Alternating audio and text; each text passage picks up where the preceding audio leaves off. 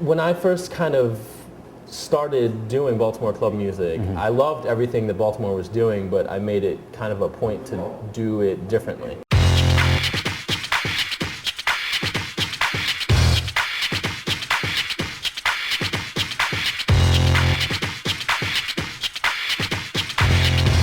What is the Baltimore club thing all about? It's kind of like Baltimore's version of Miami bass, if you guys remember that, you know. It's kind of like a lot of stomps and claps, a lot of heavy bass. Usually has a kind of a break beat back there, you know. Like the Sing Sing and the Think Break are the two most popular ones, but aren't necessarily prerequisites. It's about 125, 130 BPM. Yeah, and the cool thing about club music is that it can basically reach out to many different subgenres. Like you'll hear oldies remixes of club songs, and you'll hear like rock remixes gone Baltimore club. There's 80s remixes, all those sort of things. So it's a pretty comprehensive genre. Right. But my whole take has always been to kind of write Baltimore club music that I felt the world was missing, not to recreate another Techniques record, which, love the guy, but, I kind of like do things that I feel that are just a little bit different or a little bit more me, you know? And then on top of that, I just continuously challenge myself conceptually.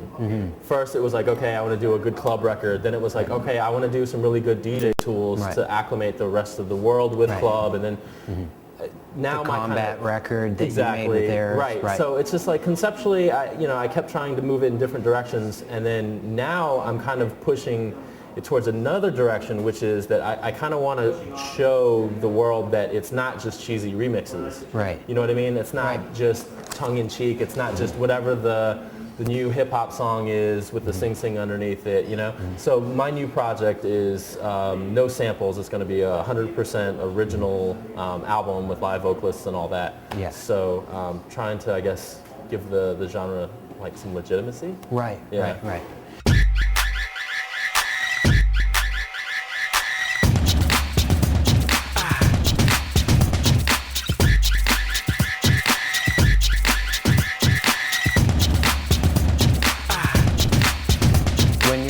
Recording studio, do you approach recording the same way that you would a live performance? In certain ways.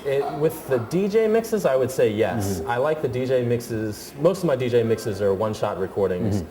I don't really like going back and overdubbing this and that and the other, because I feel it loses a lot of that energy that I like to put into a live set. By the same token, I do put a little bit more thought into conceptually how the mix itself might progress. Right. Now, when it comes to production is kind of different. I like the production to have a live feel, so a lot of times I'll kind of do the opposite of what most Ableton guys will do. I'll turn off all the quantizing and all that stuff, and I'll literally hammer on things in order to get those rhythms to sound organic and non-mechanical, whether it's like pounding on a MIDI controller or sometimes just beating on a mouse, you know, and just trying to get like those rhythms to sound kind of right.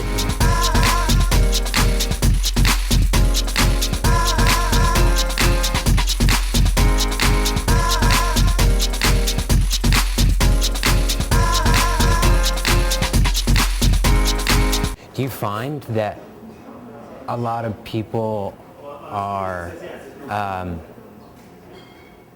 sort of turn up their nose towards DJs in terms of like artistry and things like that? Do they?